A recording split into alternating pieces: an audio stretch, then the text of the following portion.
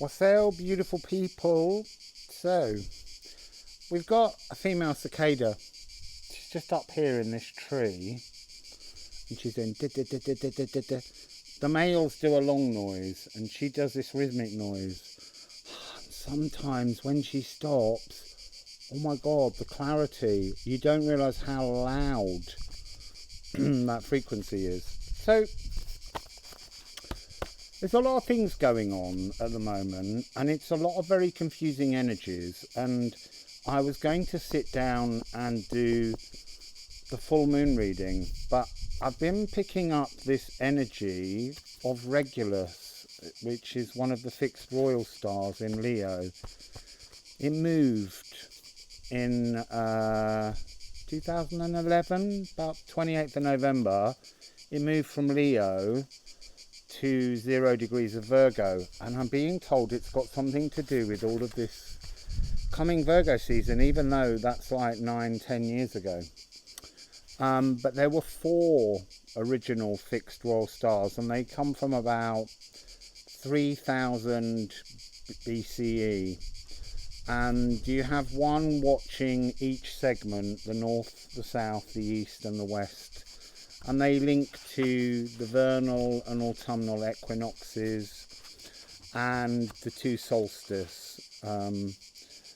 And so I thought, well, I didn't think. They've been telling me I have to do this. I'm going to do the full moon reading later tonight. And hopefully the full moon, well, it won't be a full moon, but the moon will be in the sky above if I can time this correctly.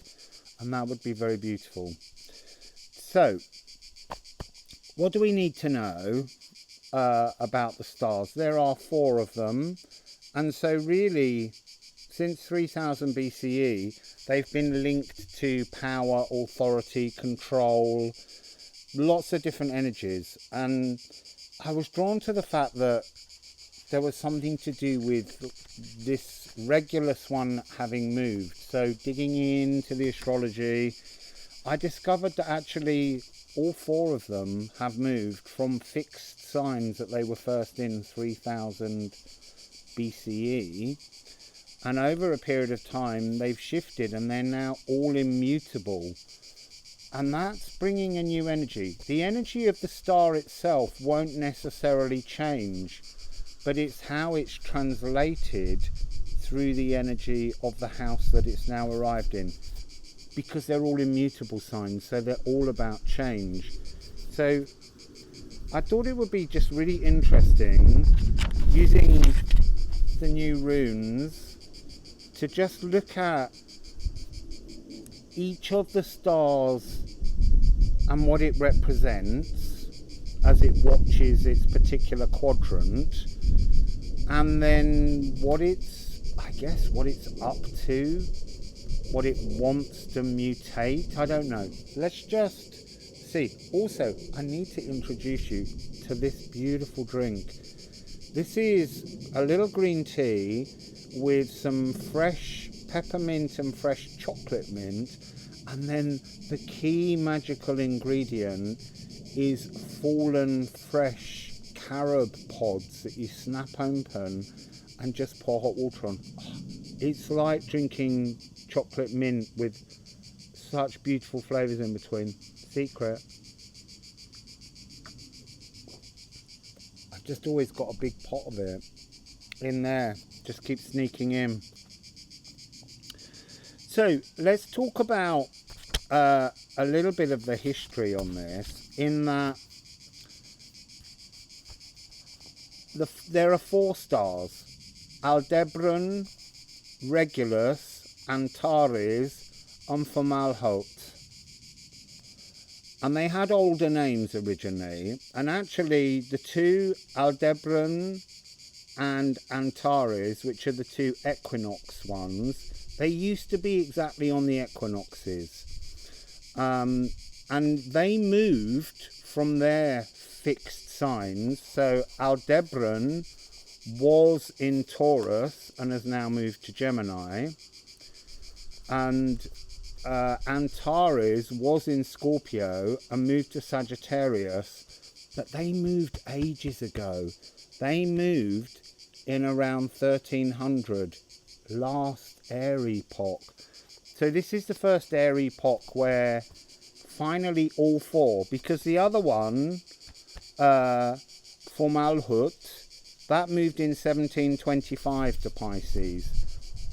So this really is a new era for the fixed stars, a new air epoch energy, and they're going to bring different things because they're in mutable signs. And I don't know, maybe the one in Gemini at the moment is terribly important. We're actually going to begin with Antares, because that's the next equinox, and that's kind of Virgo season going into Libra, and there's a lot of energy, and I feel like that's what we're being guided to. So originally Antares was called Satavis, and it's the watcher of the west.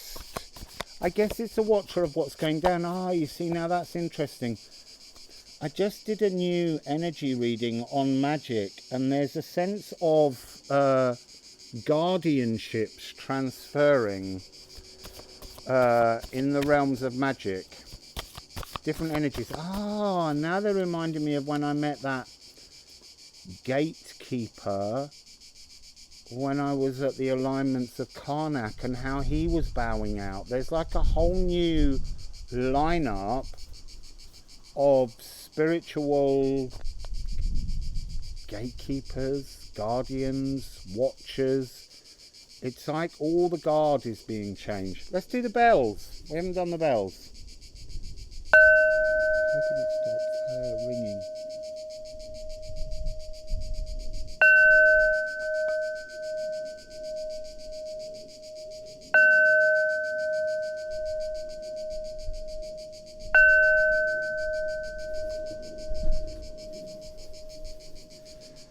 I did 4, and that first one was a real forceful crash frequency. That's just very interesting, because the others seem to be more balanced, and maybe that will be the energy of these 4 fixed stars. So let's look at Antares, please. What is your energy, Antares? What is your fixed frequency? What's the energy you're trying to bring? What is the energy that you wish to bring to us? I don't know anything about this. I'm just following the guidance that's led me to these fixed royal stars. So, Antares. I don't want them to be so many. I can't, that's 4 cards. I really want one. I'm just going to quickly look at the 4 cards and see if what they are in actual fact is 1 for each, and they've just delivered them all. So, Antares would be birthing. The Pisces one would be fluidity in water. There's 5. There's 5 cards, sorry. Let's just go. We'll shuffle again. It's very difficult with these cards because they're on index cards. They're not the best at shuffling because they haven't been properly printed up on card yet. But it's exciting that they will be. And I think Olga's coming tomorrow to catch up with her latest artwork. That's also several cards. Can we please have 1 card for Antares? We've got 2. I think it's telling us what it needs to say. You need to gut your personal Yggdrasil tree. Yeah, you see, that's really fascinating. It's autumn. Look, northern, southern hemisphere, I know it's different. But we're talking about the way in which this was viewed from the original Persian astrology. And this card is representing the autumn equinox, that point at which you begin to look inside yourself and work out what it is you need to shred away, to gut. And this is the fresh seed for the next year. We have a new seed every year, like a solar return chart.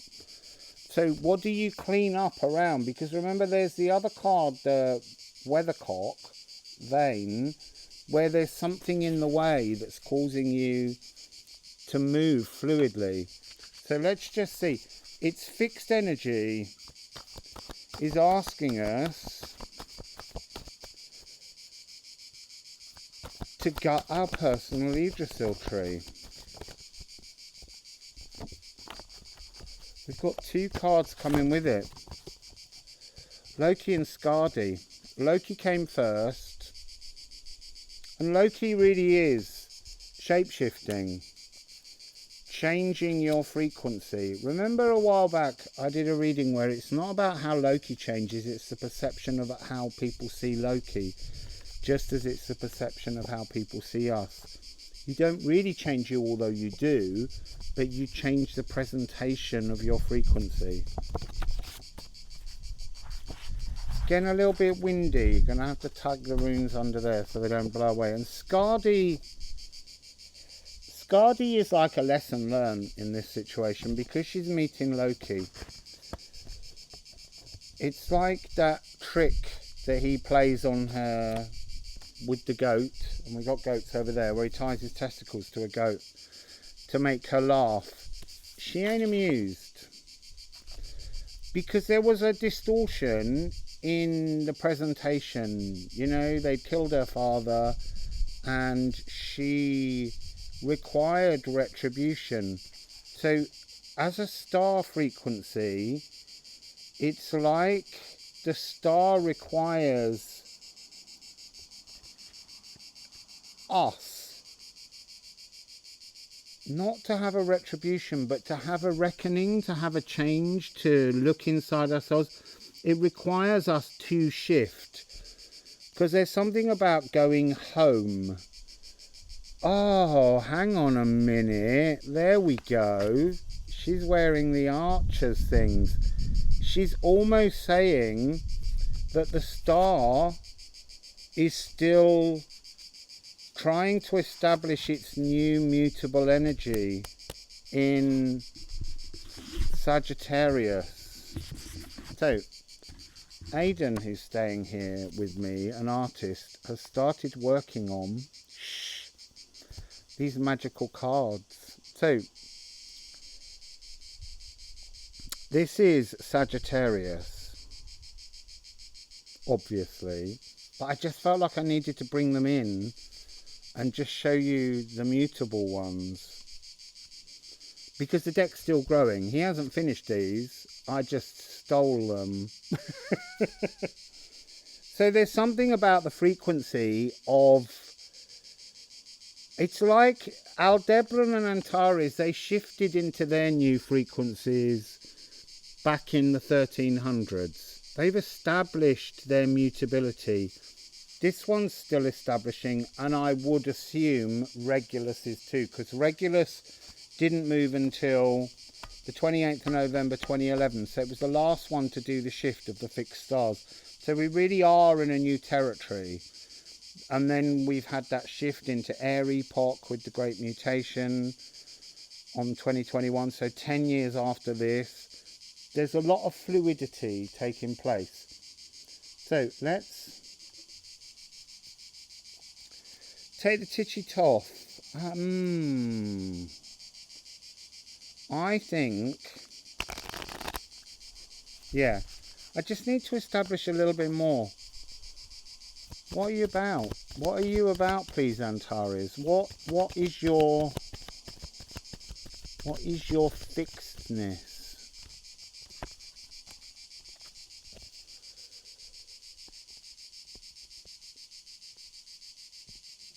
So we have interference and the magus, the magician.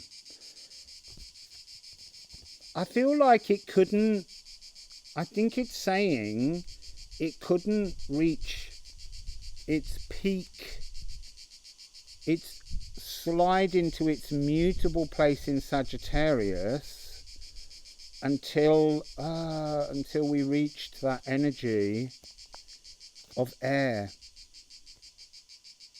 So it's been changed and now it's shifting. So it feels like the first to establish themselves, they've lived through a cycle of mutability in 200-year periods of air, fire, water and earth. And they're finding themselves back in air, but this time the other two fixed stars that deal with the winter and the summer solstices are also there. This is about manifesting, but conjuring something into being. What is it that you're trying to conjure into being, please, Antares? What are you trying to conjure into being? It's another card of manifestation. It's like it's changed the frequency. It's almost like it's been held down. Let's go to the shamanics and ask the shamanics, what are you trying to bring into being, Antares? What were you trying to bring into being that you haven't? What is your fixed point? Interesting. Individuality, the drum. It's like it sets a new rhythm. There's something about autumn being the start, because you have to deal with shadows before you can move into the frequency of light. So let's ask the runes, what are you trying to bring to us now? What's your energy that you're bringing through the mutable sign?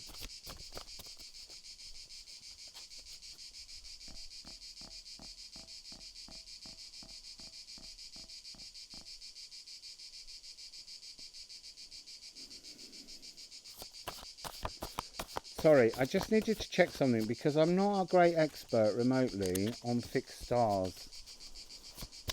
So what are you trying to bring now? What are you trying to bring to us now that you're in mutable Sagittarius? To begin, what are you trying to bring? A beginning. Poplar tree.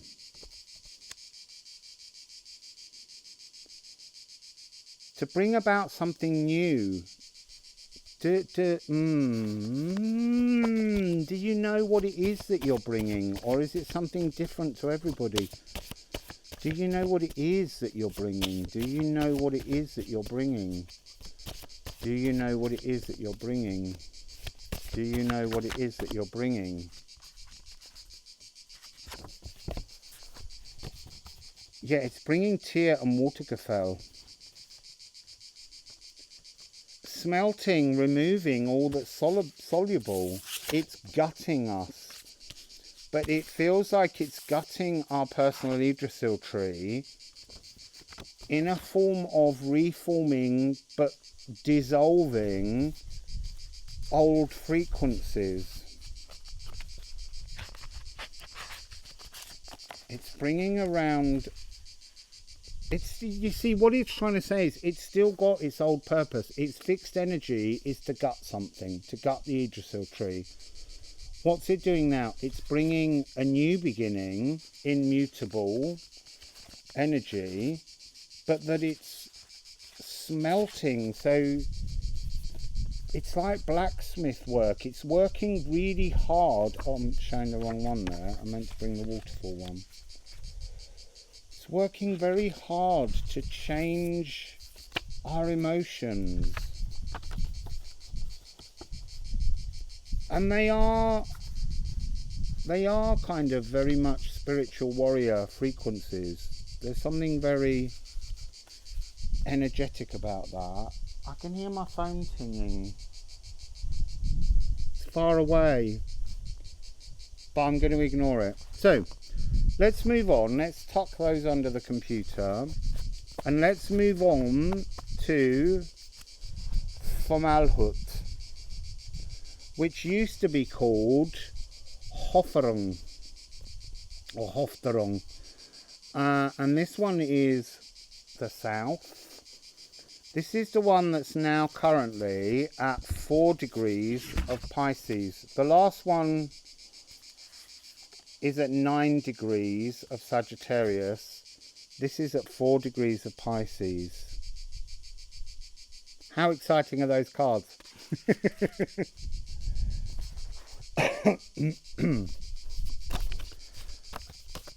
He's also doing for me the planets and the houses and some astrological positions, so that we'll have a nice little deck to use here about the astrology. So,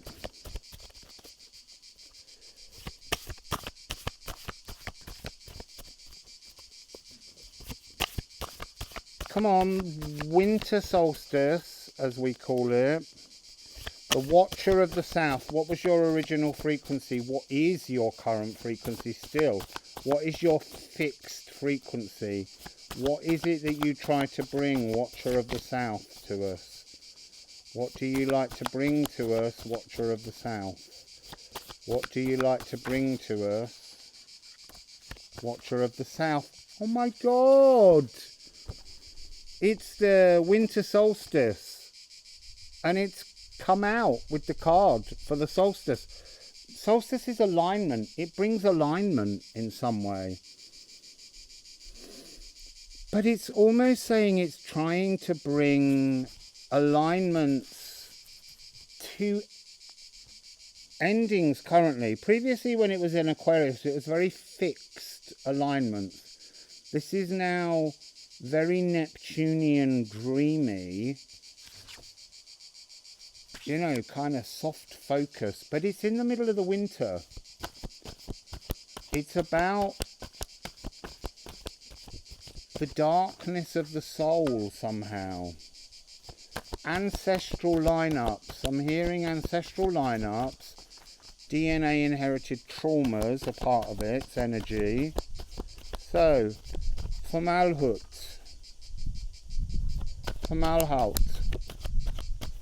What would you like to add to this? Oh, look, she's gone quiet. What would you like to add, Formalhaut? What would you like to add? She wants you to hear this one.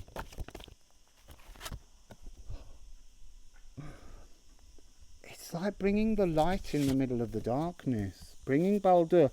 It's interesting, this morning I was having a conversation about how hell is a misunderstood deity, and that she has a light side. She's not all just darkness. Nothing's ever all just one frequency.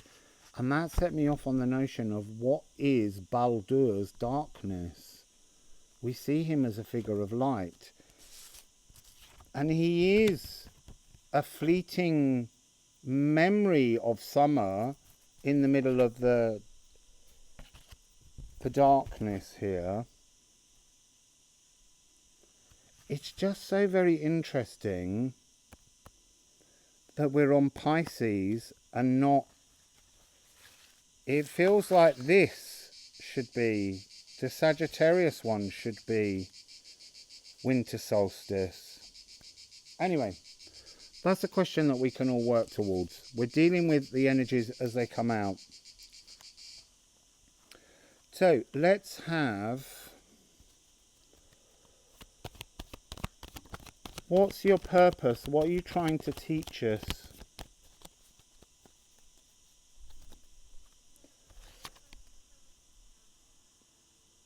What fails in life? What brings heartache? And that's interesting because that's a 10. And here we've got, these are both Saturn. Saturn in Taurus and Saturn in Libra. I'm kind of hearing internal personal battles, darknesses that hold your Wheel of Fortune stuck.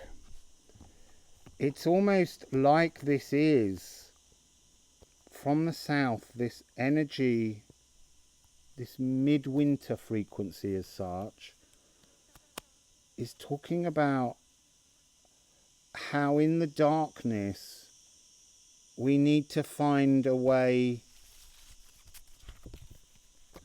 to correct, to refocus, to find an attunement to the light, to move us forwards. So what are you trying to teach us then, now that you're in Pisces? What are you trying to teach us now you're in Pisces? We've got two.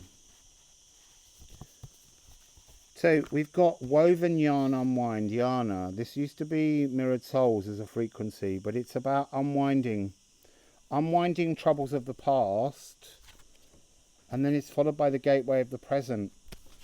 So this is somehow dealing with that which hurts you, that which is a thought process of darkness, of heartache, of things that haven't tuned themselves into your life in a way that you'd wish, and how you need to focus on that fleeting alignment moment that is offered to everyone. There's a kind of sense of celebration, and it's marking both winter and summer solstices, but this is feeling very much like December, even though we're dealing with Pisces. I get it. It's all very confusing. But it's about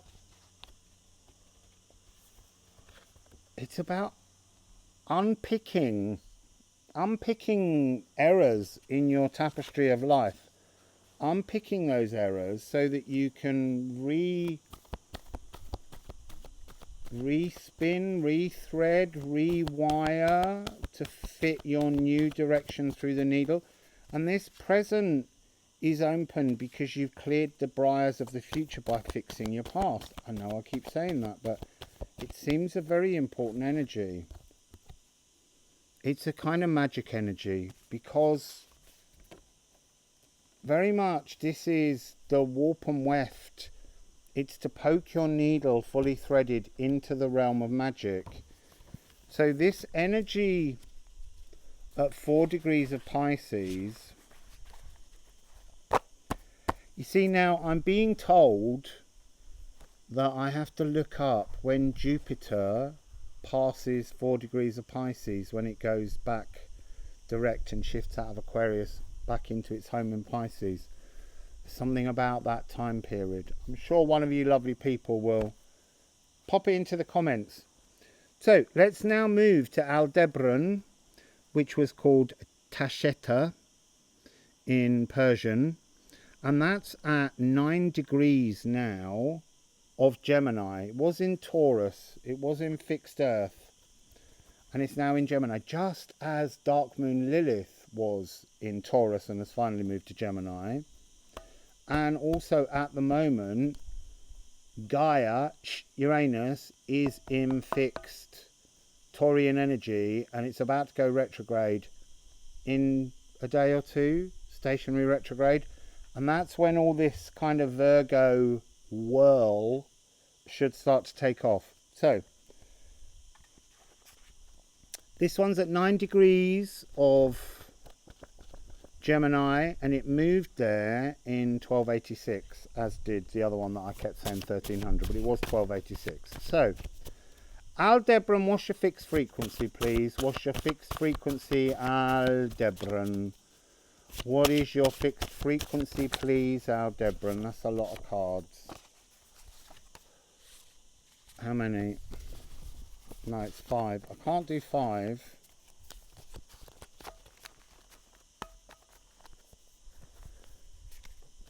But this one's turned over on the top, and that's interesting. Hod. Hooded. Unseeing. Spring is about something unseeing. It's below the surface. So, look.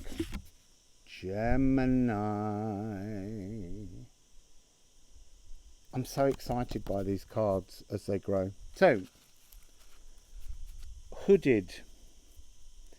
This is to have the ability to be focused, hawk-like vision, but to almost be taken offline. I need another card on that. That doesn't quite make sense, please. You need to... I mean, I understand hooded. To have vision removed slightly. But what does that mean? What does it mean in the grander scheme? Why is Aldebaran showing me hooded? The Watcher of the East. What's your fixed frequency? To be blind? To not see? Okay.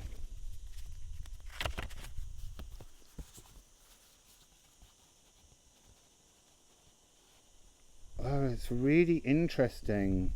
Raza and Hagel. I explore, I engage, and hail with weathering. So it's hooded.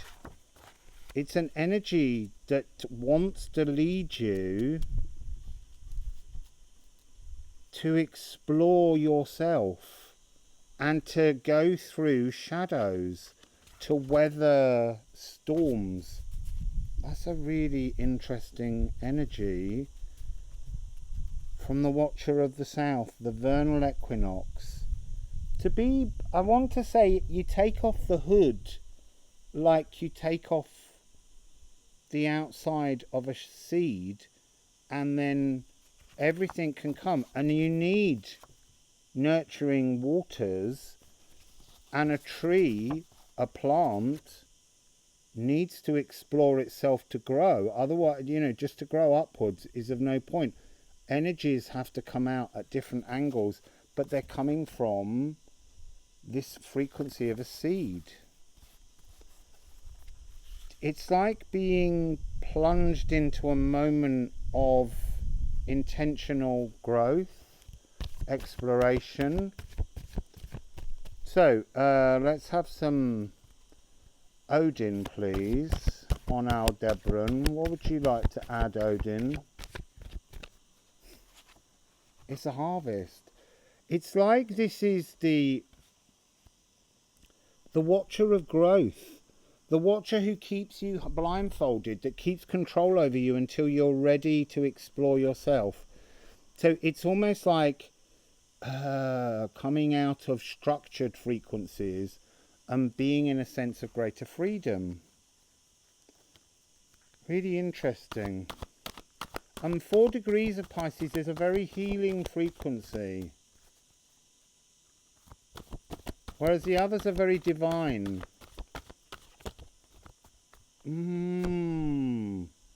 It's a very healing frequency. It's air, the healer. It's a very healing frequency right at the moment.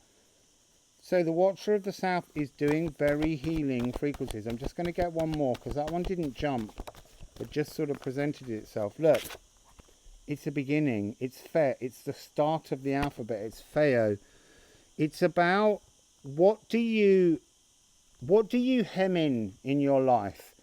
What are the things? So they're saying that the fencing around the livestock is the casing around the seed. When do you want to shed the casing around you and explore your true self, free of the structures imposed upon you by society and its limitations? So let's go into, what would the Thoth like to add to this journey of exploration from the south? Oh, interesting. Have I got 6 and 3?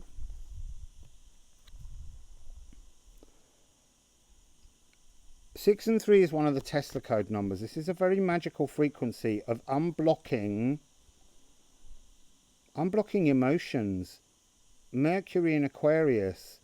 It's like all those tangles, all of that, all of the fixed hoodedness. It's like the hood has been taken off, because the Empress represents an unblocking, a flowing. So there's something about it being now in Pisces that's allowing a greater fluidity for us to expand.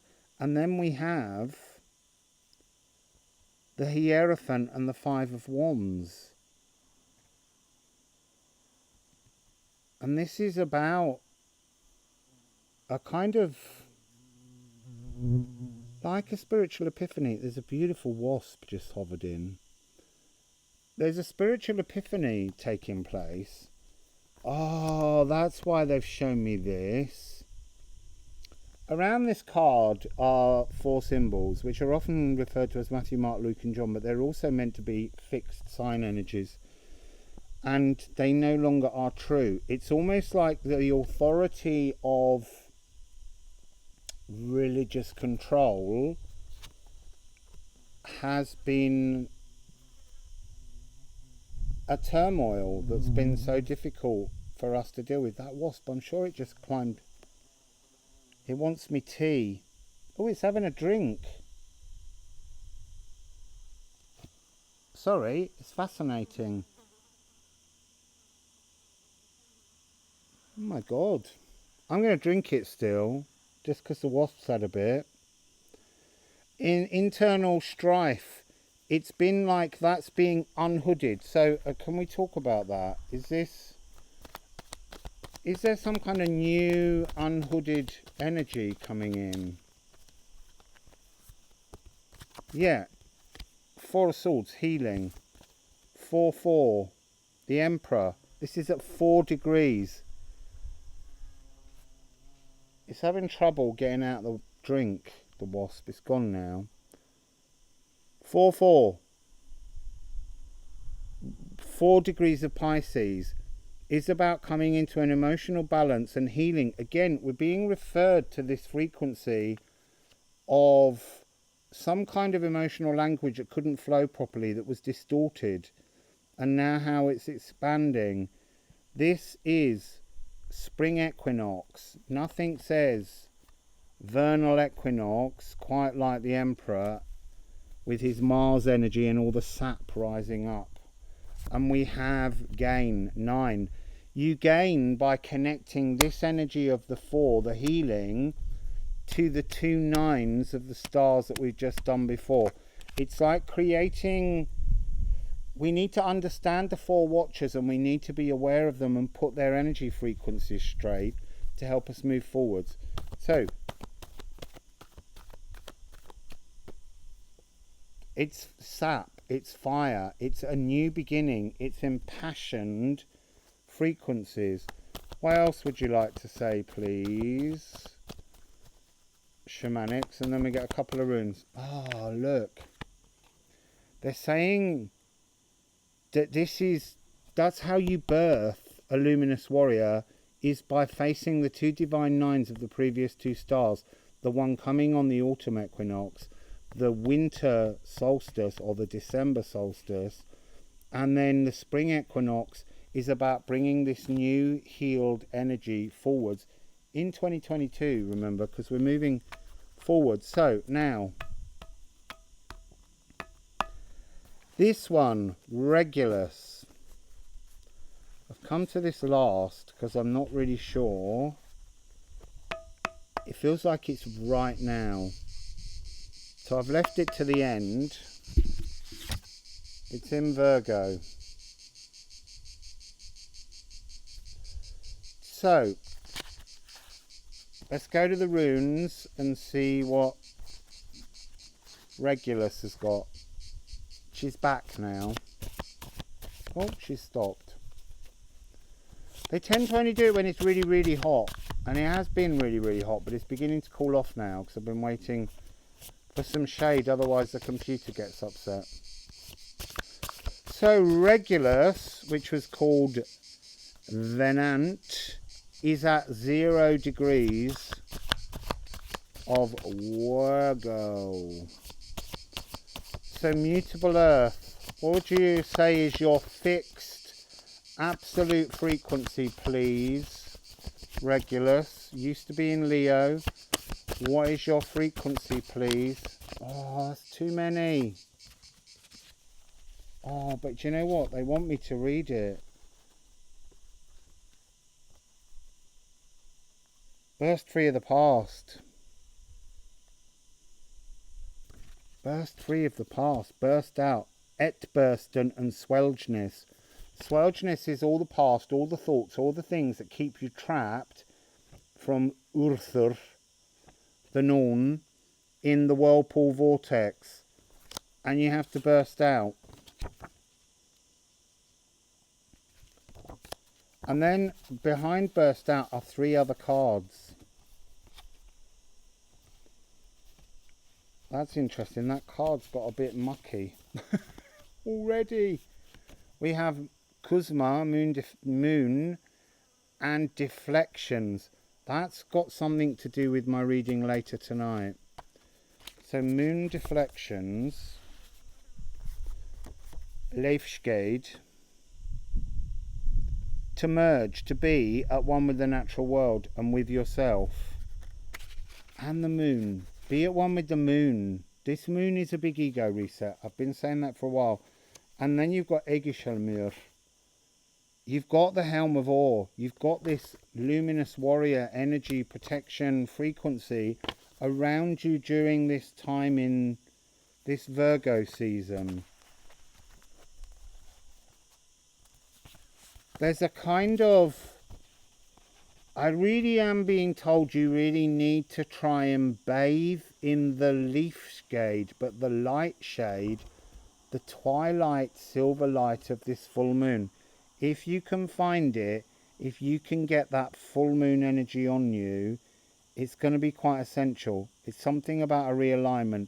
Energetically, to move from this, we're just bringing this one back in and up, and this one turning it. There's not a great deal of movement, but there's a huge frequency of joyous satisfaction attached to that. So, Regulus, what have you got from the Odin, please?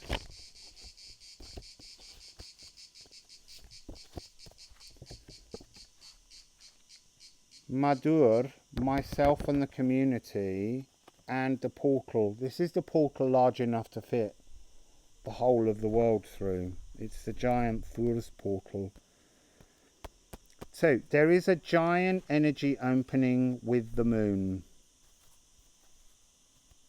What do we need to do? It's all very well saying that, but what do we need to do? What do we need to do with this portal? What does everyone need to do with this portal that Regulus is holding open with the moon? Right, we've got a series of cards that are bounced all over the place. First one is, we have to let go of all that oppresses you, all that doesn't belong to you, all that's been placed upon you, all the burdens. Whittle them down. I know this is Valor, this isn't the completion, but it's like, just immediately think of 3 things that give you grief and let go of them. Don't even question how you do it. Just let go of them. And then we have, how much of a tower moment do you want Virgo season to be around you? Do you want to flow 6 of Cups through it like it's some kind of old addiction that you'd forgotten you needed? And they are saying it to me like that. It's like an energy of returning to something you haven't tasted for so long that it feels like home. Or do you want that energy to just be a kind of energy where you feel a need to be punished? I need a sip of my wasp water. It tastes of honey now. That's not making sense. Well, it is, but it's not. Shamanics, talk about this choice. Tower moment or flower moment? Flower as in flow. Right, 2. 61 and 49. That's interesting that these 2 are holding the frequency of fire and water, whichever way you look at it, it's still 61 and 19. So it's kind of like whatever way you look at this, you're still going to get pulled through the door. There's something about us all being pulled through a door. It's just how comfortable. Do you want to be dragged through the door, or do you want to walk through the door? There's some kind of soul retrieval fragment going on. What is that? What is that fragment? What is that fragment?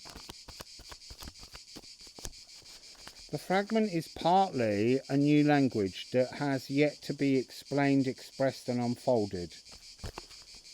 There is, yet again, that sort of... We've had a lot of wands, 5, 6, 7 and 8. There's something about this one that's about burnishing, cleaning through again, bringing a sense of... It's like, it's not really burnishing. It's just, do you want to see what's coming as good for you, or do you want to fight it? It's coming with the sun. It's saying it can be all you wish for if you can put that into your thought process. And look, it's got moon in Cancer. So it's just tying us back to the double full moon in Aquarius. The first one being a new moon in Cancer, followed by a full moon in Aquarius at 1 degree. Now this one that's coming has followed the new moon in Leo, and it's a full moon in Aquarius again, but it's at 29 degrees. It's a real resetting energy frequency. So what is the energy that Regulus is bringing now that it's in Virgo? What is Regulus bringing now that it's in Virgo? What is Regulus bringing now that it's in Virgo? I don't like it when that happens because they didn't fall.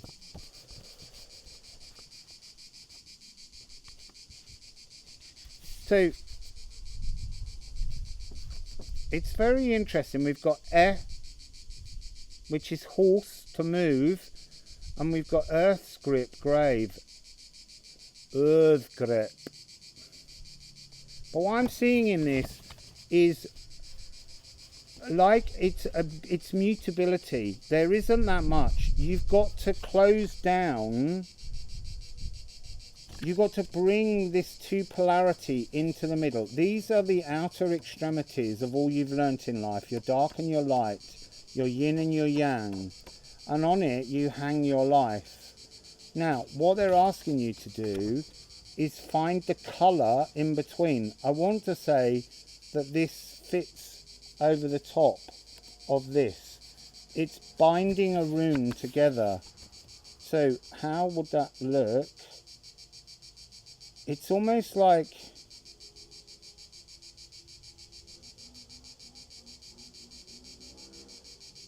Oh, they're phasing in and out, but it's something to do with... If I draw that in...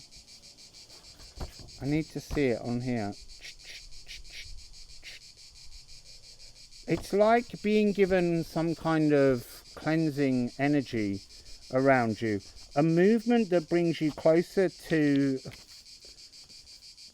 your molecules, I guess. And it is mutable earth. It is earth molecules that we're dealing with. 1929. 1929. And that's interesting because the 1-9, remember 9s vanish. So this is a oneness. And then this is the 2. And yet, symbolically, they've got to be merged. Earth's grip. There's prophecy always involved in Earth's grip. The Earth grip has that sense of an inevitability, just like death is an inevitability, and that's why it comes in. The grave. Please, just a little bit more on the horse and the earth grip. Horse and earth grip. Horse and earth grip. Pull out the swords from all the wounds. Clean up the wounds. and you get the change. That's that 1 to 2 frequency, yin and yang, bringing change to you. And then we've got 2 more cards, another 2, 2, 2, and the final card. Oh, I mean, beautiful. It's time to allow a new frequency to enter that's deeply esoteric with this moon. And it's about creating something new. But you need to sort of work on setting up an alignment of what you wish each of these fixed stars, these watchers of the different compass points, to do. To bring about a seeding of a new cosmic egg. Okay, so that's a little first look at these fixed royal stars. I kind of imagined that there was going to be some kind of big community message from them, but I guess it's a subject that we'll work on a bit more. But anyway, that's your personal journey with them and how they can help you. So, wassail, and I'll see you all later with the moon. Bye.